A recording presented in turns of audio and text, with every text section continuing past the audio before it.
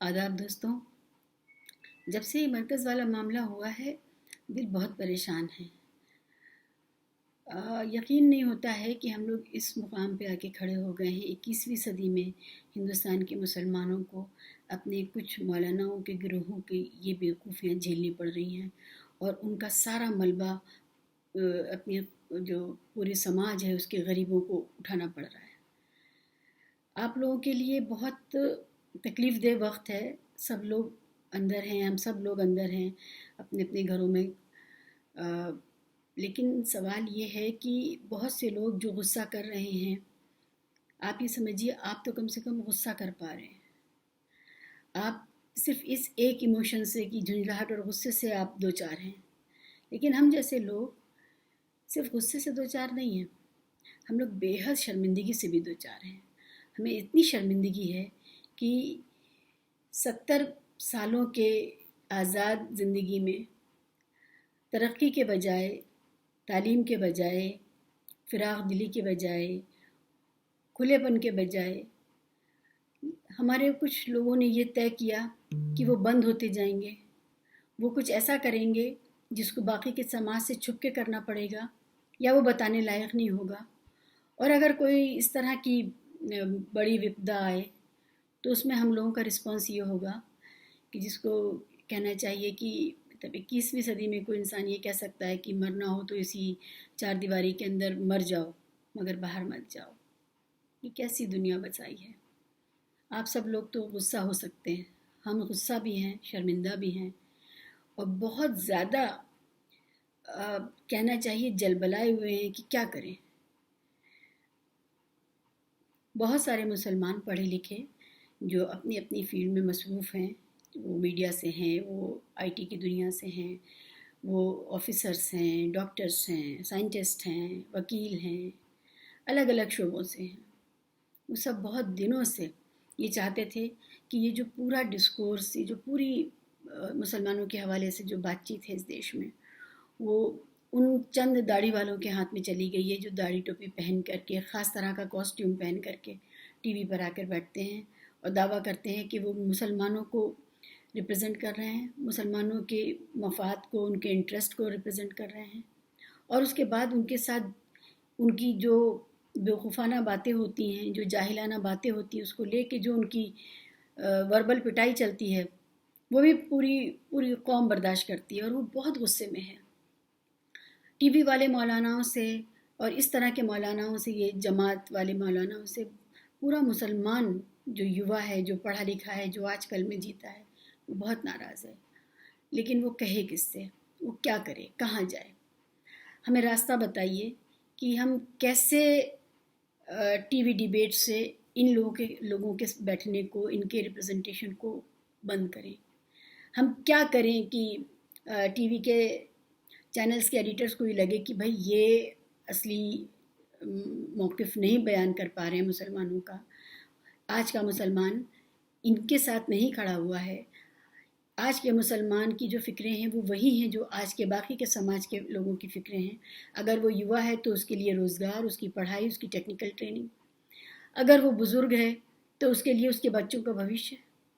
अगर वो औरतें हैं, ख़वातीन हैं, तो वो चाहती हैं उनके घर उसी तरह से आबाद रहें जैसे कोई भी समाज चाहता है। लड़कियों के आगे भी पढ़ने लिखने, ट्रेनिंग और रोज़गार में आने के मामलात हैं। सारे मुसलमानों के वही मामलात हैं जो इस देश के बाकी लोगों के मामलात हैं, जो हमारे पड़ोसी के मामलात हैं। मगर ये जो टीवी पर आकर के डिबेट करते हैं मौलाना, इन लोगों ने ये इम्प्रेशन दिया है कि पूरी मुसलमान समाज की जो अवाम है भारत की, उसका कुछ और ही एजेंडा है। वो पता नहीं किसी खुफिया मिशन पे काम कर रही है। उसको इस देश के जो भी अच्छा बुरा इस देश में हो रहा है उससे उसको मतलब नहीं है। उसका कुछ और एजेंडा चल रहा है। और इस देश में जो भी मसले हैं, चाहे वो बेरोज़गारी से, शिक्षा से, गरीबी से और जो भी दीगर मसले हैं, उससे वो दो चार नहीं है। ये अगर बेरोज़गारी है तो क्या उसकी मार हम नहीं झेलते?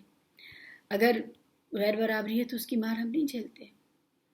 अगर अशिक्षा है तो उस जहालत की मार हम नहीं झेलते? किसका नुकसान होता है? इन सब चीज़ों से तो उन्हीं का नुकसान होता है जो इसमें मुब्तला है।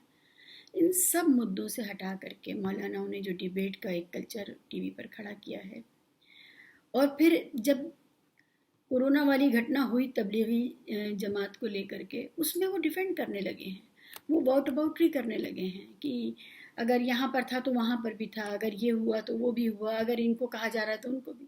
ارے سیدھے سیدھے کہیے نا، اپنی طرف انگلی اٹھائیے، اپنی گریبان میں جھانکیے اور کہیے کہ یہ غلط تھا، یہ ناقابل برداشت ہے، اس سے بہت لوگوں کو خطرہ پیدا ہو گیا ہے اور یہ نہیں ہونا چاہیے۔ اور پھر اس جگہ سے جب شروع کرتے ہیں تو جو پورا ایک ڈسکورس کھڑا ہوتا ہے، اس میں اوشواس کا ڈسکورس پیدا ہو جاتا ہے، یعنی ورسز پیدا ہو جاتا ہے، مسلمان بنام باقی کا سماج، مسلمان بنام پولیس، مسلمان بنام ڈاکٹرز، مسلمان بنام پیرامیڈیکل، مسلمان بنام میڈیا، سب کچھ۔ اور اس میں یہ امپریشن جاتا ہے کہ مسلمان کی سنیے تو لگتا ہے کہ وہ کنوینسڈ ہے کہ سب اس سے دشمنی کر رہے ہیں، اور اگر باقی لوگوں کی سنیے تو لگتا ہے وہ کنوینسڈ ہیں کہ مسلمان پتہ نہیں کیا کر رہا ہے، اگر وہ بیمار ہے تو اپنے چیک اپ کیوں نہیں کراتا، وہ سامنے کیوں نہیں آتا، وہ اپنے سمٹمز دیکھ کے خود کیوں نہیں بتاتا کہ بھائی مجھے ضرورت ہے مدد کی، مجھے میڈیکل ہیلپ کی ضرورت ہے۔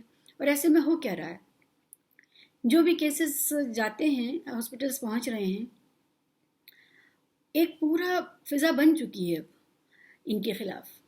اگر مسلمان نام کا کوئی ہے تو اس کے خلاف ایک خاص طرح کی فضا بن چکی ہے، اس کے ساتھ ہمدردی نہیں ہو رہی ہے۔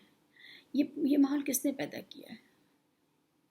کیا مولانا کا اس میں کوئی رول نہیں ہے؟ کیا جماعت کے جو امیر ہیں ان کا کوئی رول نہیں ہے؟ اور صرف ایک جماعت نہیں، مولاناؤں کی جتنے بھی آرگنائزیشنز چل رہے ہیں، آج اس بار جماعت اس پکڑ میں آ گیا ہے، کل کوئی اور ہوگا۔ آپ سب لوگوں کو یہ سوچنا چاہیے کہ آپ کیسے اس دنیا میں، اس بھارت میں، کیسے آپ ملٹی کلچرل سوسائٹی میں سب کے ساتھ مل جل کے اور نیشن بلڈنگ کا حصہ بن کے رہیں۔